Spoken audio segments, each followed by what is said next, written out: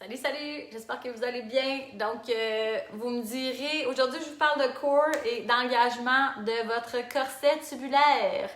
Donc, vous me direz des fois que le téléphone, là, je sais pas trop si c'est le bon angle ou vous êtes du bon bord. Fait qu'en tout cas, vous me direz si je suis peut-être comme ça dans votre téléphone. Donc, aujourd'hui, je trouve ça super important de vous parler de comment vraiment bien engager notre core. J'en parle souvent parce que même pour moi en tant que physio, en tant que femme, en tant que personne, en tant que sportive, en tant que physio, ça a vraiment été dans le dernier mois quand je suis allée faire ma formation de yoga tune-up à Québec. Donc c'était 50 heures où on apprenait différentes postures, oui, de yoga, mais faites d'une façon qui était complètement différente parce que ça venait vraiment engager tout ce qui était stabilisation. Donc ça a été pour moi là, vraiment une révélation, là, tu sais. Je fais du sport depuis toujours. J'ai fait un peu plus de triathlon dans les dernières années, de l'entraînement, course à pied, le diffuseur un peu d'eau. Puis, tu sais, j'avais différentes problématiques qui revenaient souvent, donc douleur à l'aine, fatigue dans le bas du dos, problématique on-off un peu des fois avec le plancher pelvien, mais c'était jamais comme régulier. Puis là, c'était comme, ok, j'ai compris qu'est-ce qui fonctionnait pas dans mon corps avec cette formation-là. Et pour moi, de comprendre comment bien engager mon corps, ça a été vraiment une révélation. Donc, j'avais envie de faire ce petit chemin-là avec vous. Parce que, donc, on a souvent deux extrêmes. On va penser que d'engager notre, puis je vais dire core ou le corset tubulaire, c'est comme, on va se gainer vraiment beaucoup. Oui, si tu as à lever une plaie qui est archi lourde, quelque chose qui est archi lourde, c'est correct que tu arrêtes de respirer puis que tu te gaines. Sauf que dans ton quotidien ou dans la plupart de tes sports, tu n'as pas besoin d'avoir un gainage qui est maximal parce que sinon, tu ne bougeras pas. Sauf que si tu n'es pas du tout activé, ce qui est important de comprendre avec un core, c'est que c'est ta base. Ton core, c'est ta base. Donc, si ta base, elle est stable, on peut comparer ça un peu à, si on imagine qu'on est donc sur l'eau, puis on va avoir un quai.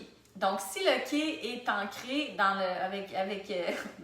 le fond de l'eau ou avec des cordes, donc c'est comme on a un engagement musculaire, puis là, notre corps, c'est notre plateforme pour aller créer du mouvement.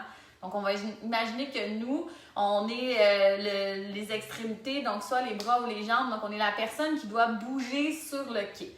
Donc, si on imagine ce quai-là, qui est en fait sur une surface qui est instable. Donc, si notre quai, il est juste flottant. Donc, ça va être beaucoup plus difficile pour nous d'aller bouger et d'explorer tous les mouvements si notre corps n'est pas bien engagé. Donc, ça va être ça la différence, en fait, avec un engagement musculaire. Ça va être que c'est comme si tu es ancré, puis c'est plus facile après pour tes épaules, pour tes jambes, d'aller trouver du mouvement. Donc, c'est vraiment la clé. Si tu as des problématiques avec différents types de mouvements dans ton entraînement, ça se peut que tu n'engages pas bien ton corset tubulaire. Ça se peut que tu penses que tu sais comment tu l'engages, puis finalement, tu ne sais pas vraiment comment ça engage. Donc, en fait, ce que c'est on commence. Donc, c'est le plancher pelvien. Ça, c'est la base. Donc, c'est le plancher, ton plancher pelvien, c'est ton plancher de ton corps. Après, tu vas avoir les transverses de l'abdomen, les obliques aussi. Donc, les obliques vont venir servir à fermer les côtes. Donc, si tu te regardes d'en haut et si c'est possible pour toi de voir tes côtes, bien, tu peux mettre tes mains dessus. Puis, tu peux juste sentir si tu as une main qui est peut-être un petit peu plus en avant ou un petit peu plus en arrière. Donc ça se peut que tu aies, exemple, une rotation. Donc, je vais voir ça souvent en clinique chez les gens qui ont des problématiques au niveau du bas du dos, des problématiques au niveau des épaules. Il va comme avoir une petite rotation au niveau du torse. Donc, ça peut être dans ton habitude de posture, ça peut avoir quelque chose que tu fais souvent du même côté. Ça se peut que tu aies fait un sport quand tu étais jeune, souvent du même côté. Donc, chez les gens qui vont faire des sports de raquettes ou des activités où ils vont ramer. Donc, ça va développer des asymétries ou des favoritismes de rotation. Donc, ça peut être quelque chose que tu peux avoir. Ou des fois, exemple, chez les femmes, on va souvent accoter nos enfants sur la même hanche ou on va tout le temps s'accoter sur le sofa du même bord. Puis là, ça favorise qu'on a comme un petit chiffre qui va souvent s'accompagner d'une petite rotation qui s'installe. Donc, ça peut être aussi une faiblesse au niveau de tes obliques. Donc, tu peux avoir un oblique qui engage moins bien et que la fermeture se fait moins bien au niveau des côtes. Donc, transverse, oblique et ton diaphragme qui est comme ton plafond. Donc, chez les femmes, exemple, qui vont avoir des problématiques au niveau du plancher pelvien, Ça peut être une incapacité à venir chercher la fermeture. Donc, moi, je dis, on ferme la porte patio et on lève l'ascenseur. Donc, c'est un engagement qui va être en fermeture et en remontée au niveau du plancher pelvien. Chez les messieurs, je ne peux pas vous dire d'expérience parce que je ne suis pas un monsieur, je suis une madame. Donc, c'est en fait comme si vous vouliez relever vos testicules. Donc, pareil que quand vous avez froid, ça remonte. Si vous n'êtes pas capable de faire ce mouvement-là activement, c'est que vous pouvez avoir en fait différentes problématiques d'engagement, soit au niveau de la tension, au niveau du plancher pelvien ou un manque d'activation. Donc, si vous avez des problématiques récurrentes au niveau du bas du dos, hanche, hanne, ça peut être quelque chose comme ça. Je vous recommande à ce moment-là d'aller consulter en rééducation périnéale. Vous pouvez me contacter si vous voulez avoir des références, ça va me faire vraiment plaisir. Ce n'est pas mon domaine de pratique, mais c'est un champ d'expertise que j'aime vraiment beaucoup parce que je pense que c'est vraiment une des plus grandes clés qu'on peut avoir pour tout notre corps. Et on connaît très peu notre corps et notre plancher pelvien. Donc ça, c'est la première. Après, on vient comme s'enrouler un peu dans un saran wrap. Donc, je vais le faire avec vous. Puis après ça, je vais vous montrer à quoi ça peut ressembler en fait quand on engage moins bien notre corset abdominal dans différentes positions, dont le sit-up. Donc, je vais vous parler du sit-up aujourd'hui, mais vous pourrez transférer ça dans n'importe quelle activité que vous faites d'entraînement. Donc, quand vous êtes... Donc, je vais le faire assis. Quand on va venir engager au niveau... Puis, vous pouvez le faire debout, là. Des fois, c'est moins pogné au niveau de l'abdomen. Donc, ce qu'on veut faire, en fait, c'est venir chercher notre inspiration. Puis là, c'est correct de laisser le ventre mou et relax. Donc, on veut vraiment... C'est important que notre ventre soit capable de se relâcher. On vit dans une société quand même où on veut toujours comme avoir le ventre plat. Puis là, tu sais, les chandails de bédaine en reviennent à la mode en plus. Mais ça fait quand même que ça peut limiter là, tout ce qui est transit intestinal, digestion. Ça envoie aussi un signal à votre cerveau que vous êtes en mode de stress, de retenir tout le temps votre ventre. Donc, pratiquez-vous de temps en temps à laisser votre abdomen relax. OK? Donc, vous pouvez faire sur une chaise, ça peut être plus facile aussi, ou debout. Donc, on va venir inspirer, vous allez relâcher l'abdomen. Puis après, ce que vous allez faire, c'est engager le plancher pelvien. Donc, comme je vous ai dit, mesdames, vous fermez la porte patio. Donc, on vient chercher la fermeture. On remonte. Donc, on peut voir s'il y a une des deux composantes qui est plus difficile à aller chercher. Puis après ça, on va venir vraiment serrer au niveau du corset abdominal. Donc, ici, comme si on voulait vraiment venir engager et fermer. Et par la suite, vous allez maintenir la contraction et expirer. Donc, vous allez vraiment comme... venir vider l'abdomen. Là, vous voyez que je suis capable de maintenir ma contraction, mais je suis encore capable de parler. OK? Donc, vous ne devez pas être en train de faire puis vous mordre les oreilles. Fait que c'est quelque chose à pratiquer. Donc, on relâche l'abdomen, on inspire, on contracte le plancher pelvien, on est serré et on expire et on maintient la contraction en expirant. Donc, on continue à remonter au niveau du plancher pelvien, serrer au niveau de l'abdomen. Fait que je vous montre debout ce que ça fait, peut-être à genoux, je pense que je ne rentrerai plus dans le plan. Donc, quand vous allez faire vos... Je suis tête des quads aujourd'hui, hein? Fait que si vous êtes un peu tête des quads, ce que vous allez avoir tendance à faire, c'est rester en flexion quand je vais essayer de venir mettre mes hanches sous mon bassin ou à ce moment-là, quand je vais arriver ici, mais je vais comme aller creuser un peu le bas du dos. Donc, je veux juste m'assurer que j'ai gardé ma bascule postérieure. Donc, si, exemple, vous faites des abdominaux, fait que si je fais la fermeture, donc, relâchez, plancher pelvien, on contracte, on contracte, on contracte. J'expire. Donc, on voit que l'abdomen est plus plat. OK?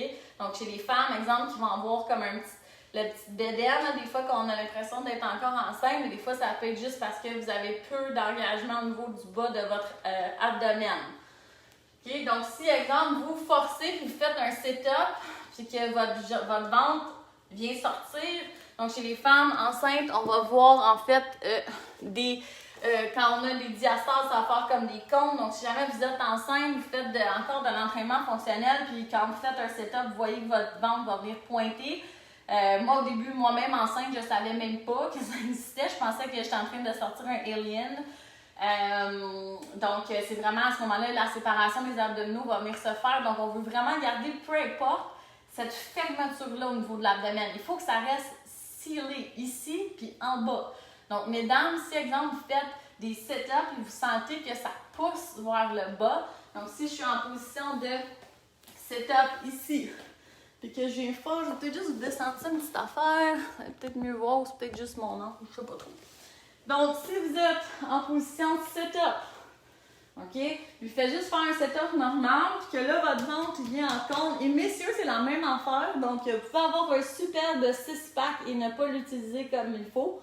Donc, si vous avez des problématiques de dos, de hanche, en fait de dos, de hanche qui ne se règlent pas, ça se peut que vous n'engagez pas bien votre abdomen et vos stabilisateurs de la colonne. OK?